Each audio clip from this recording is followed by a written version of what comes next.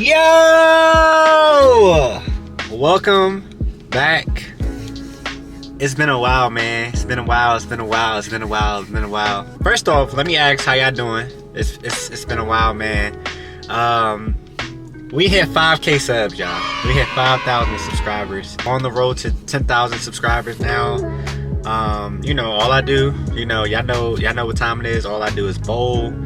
I know y'all like the bowling content. Everybody keep asking me, yo, Maury, post more videos. Trust me. I've been posting shorts, but I got y'all, bro. And I'm gonna start. I was thinking about making a Discord channel, like a bowling community Discord channel. What y'all think about that? Let me know in the comments. But how y'all been, man? Spam the comments up, smash the like button. Make sure y'all smash that like button, man. Smash that like button. I've been bowling very good.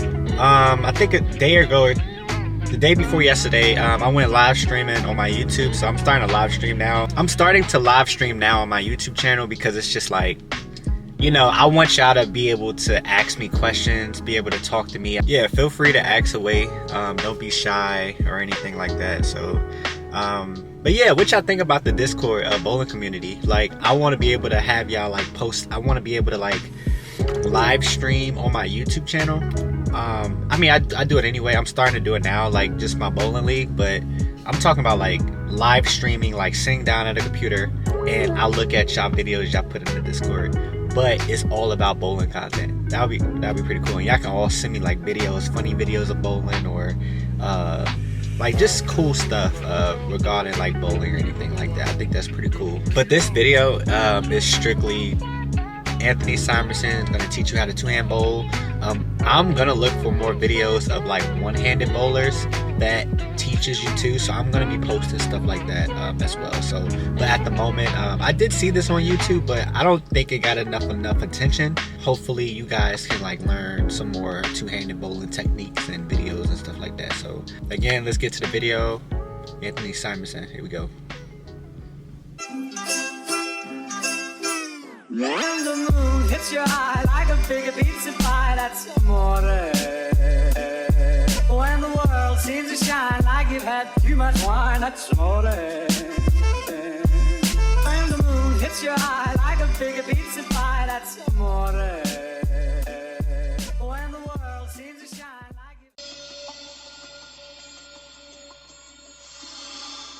Okay, so let's talk about everything from the beginning to the end with the pre-shot routine.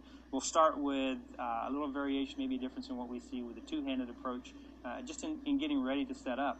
Now, when you're getting ready, just like anybody else, you're going to have a series of things you go through to get yourself prepared. It's going to be picking up the ball, wiping off, doing some things that are just getting you mentally and physically ready to go.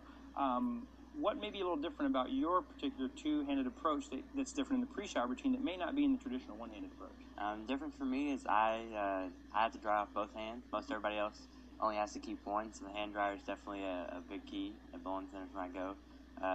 Just same thing every time. Yep. So let's take a look at it. So give us an example. Pick up the ball for us. Show us what you do here.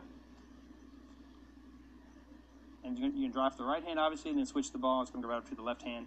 Now, it takes a little extra time, but not really a whole lot overall to get started. But this is definitely important for you because having both hands on the ball, you want to have the same feel, the same comfortable grip each time you get out there on the approach. So a great setup in the pre-shot routine. Anything else different that's unique to your particular style, or is it pretty much the same? It's pretty much the same. From this point, you're on the approach and you're ready to go, right? Okay, so let's go take a look at what it looks like to get on the approach and go through the two-handed approach.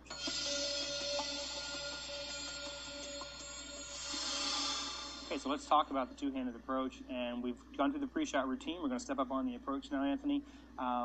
Just kind of walk us through getting from that position into the setup, and let's see what it looks like here. What do you do when you're getting ready to set up on the approach? As I go to set up, I just find where I want to stand, get my fingers in there, lay my hand across my thumb hole / weight hole, and just kind of get my left hand into a comfortable position. Okay, so in this position, which is your stance, we got a couple of things that are real similar to traditional one-handed style already, but there's one thing really that's kind of different. The similarities are that your posture is slightly forward, your knees are going to stay flexed, your feet are going to have some separation at the bottom of in your stance, so you're going to have a lot of the same balance points. There's not a lot of difference. But when you set up, show me that setup again. Put your hand in the ball for me.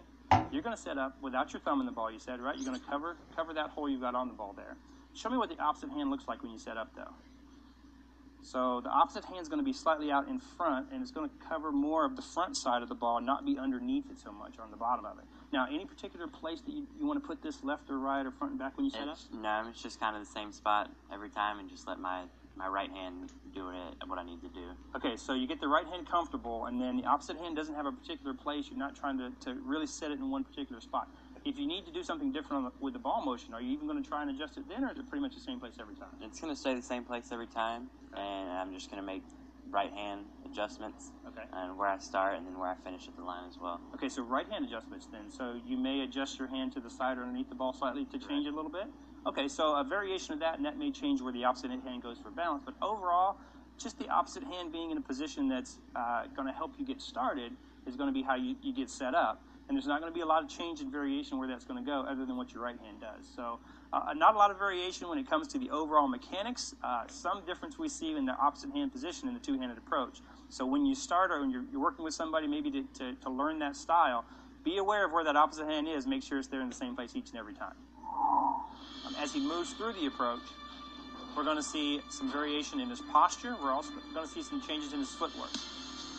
In the setup, once again, we said everything is a little bit more traditional, with the opposite hand being the only difference. Once the ball gets into the start, his posture is going to lean forward. He's going to follow that arm swing as the opposite arm stays with the ball. So he's going to lean forward with his posture, and the opposite hand stays with the ball into the downswing and the top of the backswing.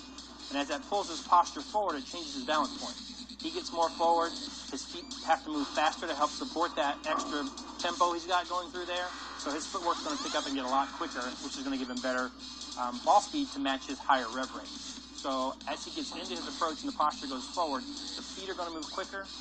He's going to get the backswing or the height of his backswing, which is not as high as a traditional one-handed player, only about as high as his shoulders. And as he continues into his downswing in the approach, his posture is going to be almost parallel with the approach whenever he gets to the step before his slide, or that slight quick step that he's got before his slide. And then in that last step, his posture is going to raise up slightly as his arm swing comes down, both arms come down, and both hands get to the bottom of the approach. His hand's going to be in a great position to be underneath the ball and create a lot more rev rate. Well, probably 20% more rev rate than we see in most traditional one-handed professional players. So we see two big differences, the posture change and the footwork tempo, to go along and complement what happens with the hand position, which is a higher rev rate on that hand position at the bottom of the swing. When Anthony finishes the swing, the ball comes through, his opposite hand comes away, the ball comes through. Now he's going to finish, his posture is going to come up slightly, he's going to post his shot by once again balancing himself on his opposite foot or his left foot. And he's going to follow through with his bowling hand and his bowling arm, just as you do with a traditional one-handed approach, right toward the pins and as the ball goes down the lane. So, two big differences. Obviously, posture, footwork are going to really work well to accommodate the ball speed needed to match that higher rev rate in a two-handed approach. Okay, so the myth of the two-handed approach player is that they deliver the ball with both hands, and that's not true. What we see here in the high-speed video is that when a two-handed approach player comes to the bottom of their swing, the opposite hand, in this case Anthony's left hand, comes off the ball before the ball is delivered onto the lane. So it's actually a two-handed approach with a one-handed delivery. Anthony's got the ability to not only throw two-handed, but he's has a one-handed approach as well. And the differences in his one and two-handed approach are going to be obviously the posture difference when his body's going through the approach, and the footwork difference in the tempo, how fast or slow he goes. It's all going to come to the end of a hand position difference because his opposite hand's not there. But his one-handed approach still has a lot of the same characteristics as his two-handed. His balance is still over each of his steps as he takes it. His tempo is going to be a little bit slower from start to finish. And his arm swing and direction are going to be in line or straighter, and his backswing is going to be higher. And because he's got these pieces in his one-handed approach, he can actually deliver the ball very straight, and if he goes to his two-handed approach, he can actually hook it with a lot more rev rate and a lot more ball speed. So his traditional one-handed approach has some of the essence of what he does two-handed, but it's definitely a different version of what the ball's going to look like on the lane, as well as what he's going to look like in the finished position. It's going to have less rev rate, it's going to be straighter down the lane, And a lot of times he may use this for his spare shot. So the one-handed approach versus the two-handed approach may be able to come into play for different types of lane conditions and or spares versus strike shots. So let's talk about ball motion and talk a little bit about you getting ready for an event. Whenever you're getting your arsenal together and you're at the event, you're actually getting ready to compete. You've got a higher ball speed, you've got a higher rev rate than most, so you're going to see the lanes differently than most people do. What are you looking for when you get started out there on the approaches? What kind of ball motions? What do you tend to use? What's your setup and what do you like to see? I try to find the stuff that's going to be the smoothest down lane, keep me out of trouble when I do make errant shots. So cover stocks, what do you like? What kind of cover stock do you see? You want it to be strong or weak, or what do you prefer? I prefer the hybrid stuff with surface. Okay. Over the solid and the pearlized stuff. That's kind of the first thing out of my bag is something with the medium surface, 2000, 3000, medium cover stock ball, just in general mid-range ball. So just like anybody else though, you got to go through the feel of the lane, kind of get an idea of where the lane's giving you friction, maybe where it's not. So you start to make your adjustments on the approaches, and that gives you an idea of where to start with whatever event you're in. So you get set up, you kind of got an idea of where you're starting. What about your adjustments or moves? Do you make basically like a 2-in-1 move when people traditionally do, or what do you do? I mean, generally the only time I make 2-in-1 moves is if I'm having problems getting the corners out. Okay. I prefer to make 2-in-1 moves for that, just because my moves, being a two-hander, having a higher rev rate and higher ball speed, are generally bigger than everybody else's. Everybody else's 2-in-1 moves, mine are 4-in-2s and 5-in-3s. Right. Just tend to make bigger moves than everybody else. So let's move on a little bit and talk about now, whenever you're in transition and you're moving through an event, if you start with a certain type of bowling ball, do you see yourself going or migrating to a particular type of cover stock or ball? Do you tend to go to one area of your arsenal, or is it kind of whatever the lane gives you? For the most couple of times, if I'm ever really confused, there's a certain couple balls I go to that always seem to give me an idea. Okay. They may not be the right one, but however they give me an idea of what I should be using and not get myself in trouble. Gotcha. So they're more controllable. Maybe they're a little more smooth, they're predictable.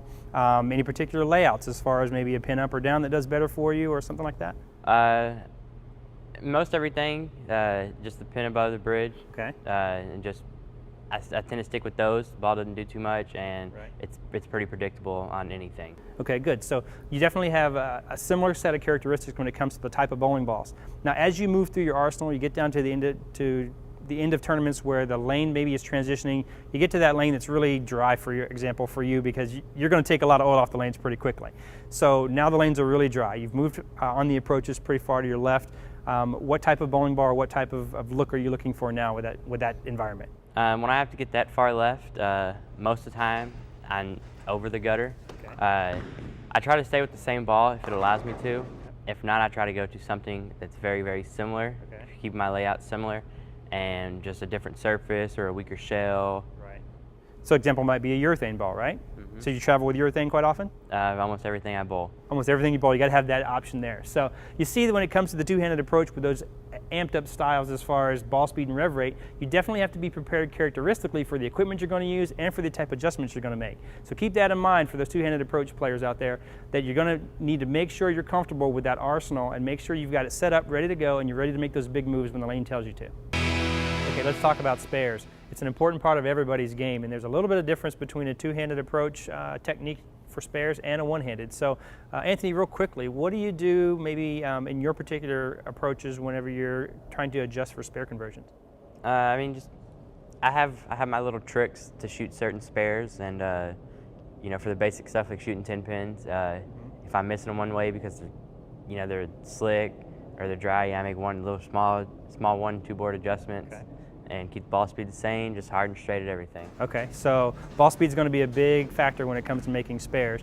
With the two-handed approach, you typically have faster ball speed. So when you make your spares, or when a lane pattern changes, like you said, they may get slick or they may get drier, do you adjust slightly one way or the other when you're adjusting for example, a 10-pin? Slightly with my feet, I keep my target the same. Okay. Generally speaking, there's those times where you do have to make adjustments all across the board. Right. But other than that, it's just small movements with my feet. Okay. And just hard and straight at it again. Straight. You're going to change to a spare ball too, I think, is what you're going to use. Now, a one-handed traditional style versus a two-handed approach, they're going to have a different amount of boards they're going to move left and right whenever they're trying to adjust for their spares. overall the tempo and footwork of the two-handed approach is faster. You got your hand under the ball stronger, so you have a higher rev rate. You need more ball speed to do that. So when you're shooting spares, you're going to say even a little faster in your particular game, though, when you're shooting at them, as opposed to trying to slow down or keep the tempo regular. You're actually going to accelerate a little bit more. I'm going to accelerate, make sure just because of the rev rate that I have on the ball. Yep. If I don't keep my ball speed up, however, it is plastic. If we're balling on a 40-foot pattern, it's still 20 feet for my ball to hook, so I've got to get it through it. Yep. Okay, so definitely the lane pattern is going to make a difference when it comes to identifying where you're going to shoot your spares. Now you mentioned 1 or 2 little tricks in there. Are the tricks just simply foot movements left and right with your footwork, or is there anything you're doing with your hands differently? I mean, the tricks are only on certain spare combinations. For instance, the 3, 6, 9, 10. Okay. I shoot those two-handed. Yep. And I just throw them over the gutter and get the ball to roll out. That way it covers the 9-pin. Great. When I shoot the 310, I'm the same way. I just feel like I've got a bigger angle, so I have more miss room. Excellent. To where if I miss right, the ball's going to deflect. If I miss left, the pin's going to deflect into the 10-pin. In the 10-pin. So definitely with the different combinations of pins out there, you're going to have multiple ways to attack it. When the lane pattern changes, you're going to need to do the same thing. Make an adjustment in one way or the other. It sounds like using the spare ball, though, maybe picking up the speed a little bit, it's going to be what works mostly for maybe the two-handed approach. So keep that in mind when you're out there. Traditional one-handed or two-handed approach, make sure you're doing the right things to pick up more spares. When the world seems to shine like you've had too much wine, that's all. When the moon hits your eye like a